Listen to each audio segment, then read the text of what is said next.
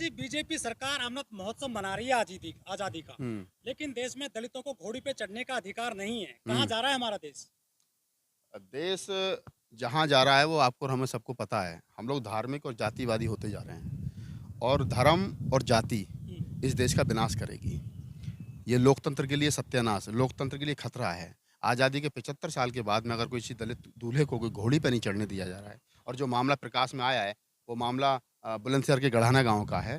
दिल्ली से मात्र 70 या 100 किलोमीटर की दूरी पर अब तक ये मामले आपको राजस्थान, मध्य प्रदेश में रूरल एरिया में देखने को मिलते थे। लेकिन अब ये मामले जो है आप उस प्रदेश की बात कर रहे हो जिस प्रदेश में दलित महिला 4-4 बार मुख्यमंत्री रही है। जिस प्रदेश के बारे में कहा जाता है कि दलित बड़े संपन्न हैं, नौकरी में हैं, ज़मींदार हैं और पैसा है उन लोगों के पास में। और बुलंदशहर जैसा इलाका जिस बुलंदशहर के जाटवों के बारे में, दलितों के बारे में ये कहा जाता है कि वो वहाँ के सवर्णों से ज़्यादा मजबूत हैं।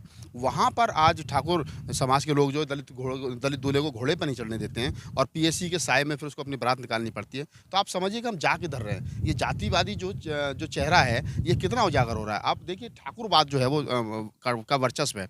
जिस प्रकार से उत्तर प्रदेश के अंदर ठाकुर सरकार, बाबा आदित्यनाथ योगी जो की जाति से ठाकुर है, उनकी सरकार चल रही है। तो ठाकुर समाज जो पिछले 20 साल से 25 साल से राजनीति के हाशिए पर था, अब बाबा आदित्यनाथ योगी की सरकार बनने के बाद में जो पिछले दोबारा चुन करके आने के बाद में उनको लग गया कि अब हमारी राजनीति जो है वो पटरी पर आई है। तो उनको लग रहा है कि हम मुख्यमंत्री हैं। आज उत्तर प्रदेश के कोई का जो ठाकुर है, वो अपने आप को मुख्यमंत्री से कम नहीं समझता है। तो ये जो घटनाएँ देखने को मिल रही हैं, ये निंदनीय है। इनकी जितनी निंदा कितनी की जाए उतनी कम है।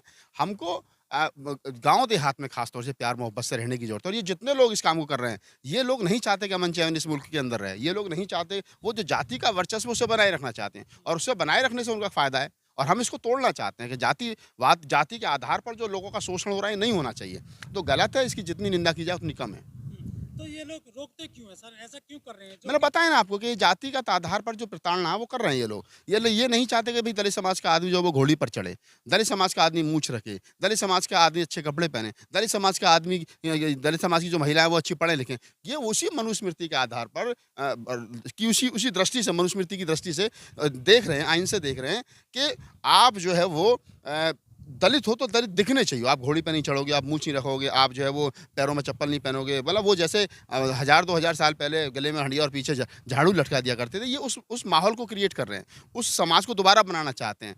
जो बाबा साहब डॉक्टर अम्बेडकर ने, तमाम महापुरुषों ने उसको बड़ी मेहनत से तोड़ा है, उसको ख़त्म करके ये दोबारा सोच रहे हैं कि हम उसको उसी प्रकार से इनको वहीं ले आएँ जहाँ से इनकी शुरुआत हुई थी। ये मानसिक रूप से बीमार है ये लोग। मानसिक रूप से बीमार भी कह सकते हो इन लोगों को, लेकिन ये है कि इनकी सोच है वो ना, हम जाति में बड़े हैं। उस जाति का जो बड़प्पन है, जाति में जो ये बड़े बने रहना चाहते हैं, उस वर्चस्व को जो बनाए रखना चाहते हैं, वो बड़प्पन इनके लिए, इनका जो पिछले कुछ सालों में जो डगमगाया था उसको दोबारा हासिल करना चाहते हैं। जैसे मायावती की मुख्यमंत्री बनी, अखिलेश यादव मुख्यमंत्री बने, तो पिछले 20-25 साल में देखेंगे कोई सवर्ण मुख्यमंत्री नहीं बना। SC, ST, OBC यानी बहुजन समाज के लोग ही मुख्यमंत्री रहे, चाहे मायावती रहीं, चाहे अखिलेश यादव रहे, चाहे मुलायम सिंह यादव रहे। तो पहली बार 20-25 साल के बाद में सवर्ण मुख्यमंत्री जो ठाकुर समाज से मुख्यमंत्री जो बना, तो उनको अब लग रहा है कि अब हम जो 20-25 साल में हम नहीं कर पाए थे, वो अब हम कर लें।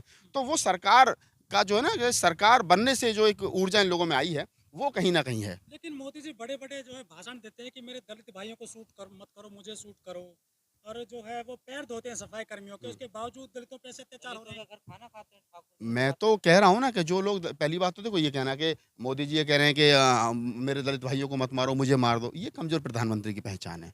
प्रधानमंत्री जी अगर ये कहते अगर दलितों के साथ में अत्याचार हुआ तो सख्त से सख्त कानूनी कार्रवाई की जाएगी और दोषियों को बख्शा नहीं जाएगा, इस बात में दम होती। रो देना कि जी मैं क्या दलितों को मत मारो, मुझे मार दो। तुम कौन हो? देश का प्रधानमंत्री ऐसा होना चाहिए क्या कि मुझे मार दो? आप अपने प्रधानमंत्री पद की गरिमा नहीं बचा पा रहे हैं, आप इस प्रकार की भाषा का इस्तेमाल करने के बाद में। दूसरा जो आप कह रहे हैं कि जी दलितों के घर लोग खाना खा रहे हैं, एक तरफ तो आप दलितों के घर खाना खा रहे हो, एक तरफ तो आप दलितों के घरों में जाकर के पालती मार के भोजन कर रहे हो और दूसरी तरफ उन्हीं दलित आपके समाज के लोग उन्हीं दलितों को जो है मूंछ रखने पर और घोड़ी पर चढ़ने पर उनकी हत्या कर रहे हैं। तो कहाँ है समानता? ये दिखाने के दांत और हैं और खाने के, ये साजिश है। मतलब एक तरीके जैसे बकरे को हलाल करने से पहले नहलाया-धुलाया जाता है ना, ये वही सिस्टम चल रहा है और कुछ नहीं है। ये समाज का आरक्षण हमारा इनका छिन गया, दलितों का चला गया, नौकरी इनके पास नहीं है, बेरोज़गार ये घूम रहे हैं, एमटेक बीटेक करके नौकरी इनके पास बची नहीं, कुछ भी इनके पास नहीं बचा। उसके बाद में दिखावा करके कि जी RSS बाबा साहब की जयंती मनाएगी, बीजेपी बाबा साहब की जयंती मनाएगी, केजरीवाल जी कह रहे हैं हम भी बाबा साहब की जयंती मनाएँगे। तो आप जयंती तो मना रहे हो, लेकिन उस जयंती मनाने वाले के समाज का जो हाल आप कर रहे हो, उसको जो आप रोड पर ले आए, उसके जो मान-सम्मान को ठेस पहुँचा रहे हो, वो खतरनाक साबित हो रहा है।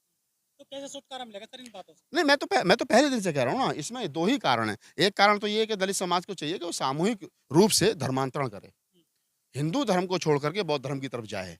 और ये जो शादी ब्याहों में ज़्यादा पाखंड जो चला रखा ना, मैं कह रहा हूँ कि कुछ मत करो। विदेश की तरह अमेरिका की तरह, ईसाइयों की तरह और तमाम लोगों की तरह एक बुद्ध विहार में जाओ, भंते जी को बुलाओ, 50 आदमी धर के, 50 आदमी धर के, 10 आदमी धर के, 50-40 आदमी इकट्ठे करके संस्कार करवाओ। अपनी ना घोड़ी की ज़रूरत है, ना घोड़े की ज़रूरत है, क्यों पैसा खराब कर रहे हो मतलब बेमतलब? डर जाएं। नहीं, डर क्यों जाओ? ये डरना थोड़ा ही है। अगर अगर अगर नहीं, ये तो मैं कह रहा हूँ ना, अगर आप टीना डाबी एक सीनियर एक हमारे समाज की प्रथम लड़की है जिसने 2016 कैडर की जिसने टॉप किया था। आज वो अगर पंच सितारा होटल में प्रदीप गावंडे के साथ में सादगी के साथ में भंते जी को और बाबा साहब और भगवान बुद्ध के धम्म को मान करके शादी कर लेती है, तो ये पढ़े लिखे लोगों की पहचान है। ये हाय हुल्लड़, डीजे वीजे शोभा ये सब करना, ये मूंछों की लड़ाई है। ये क्या है कि उसके 2 डीजे आए थे, हमारे 4 जाएंगे। उसकी बग्गी में 1 घोड़ी थी, हमारी बग्गी में 4 घोड़े होंगे। ये क्या, ये पैसे की भी बर्बादी है, समय की भी बर्बादी है और सब कुछ है। अगर आप शांति के साथ में शादी करना चाहते हो तो शादी करो ना। तो मैं कह रहा हूँ कि एक तो सामूहिक रूप से समाज को चाहिए कि वो बुद्ध की तरफ जाए, धर्मांतरण करे, हिंदू धर्म को छोड़े, पाखंड को बंद करें। और दूसरा ये कि कम खर्चे में अपनी शादी ब्याह करे, अपने सारे काम करे और उसके बाद में जो पैसा बचे उसको समाज के उत्थान के लिए लगाना चाहिए। तो ये महत्वपूर्ण है। अब कोई ये कहने लगा कि नहीं, ये तो मूंछों की लड़ाई है, ठाकुर साहब के लड़के की शादी में 2 बग्गियाँ आई थी, मैं 4 लेके जाऊँगा, उनके में 4 डीजे लगे थे, 5 बैंड आए थे, मैं 10 लेकर के जाऊँगा। तो ये क्या है? ये एक तो एक दूसरे को चिढ़ाने वाली बात हो गई और दूसरा कहीं न कहीं मूंछों की लड़ाई हो गई। इसमें नुकसान समाज का ही है हर तरीके से।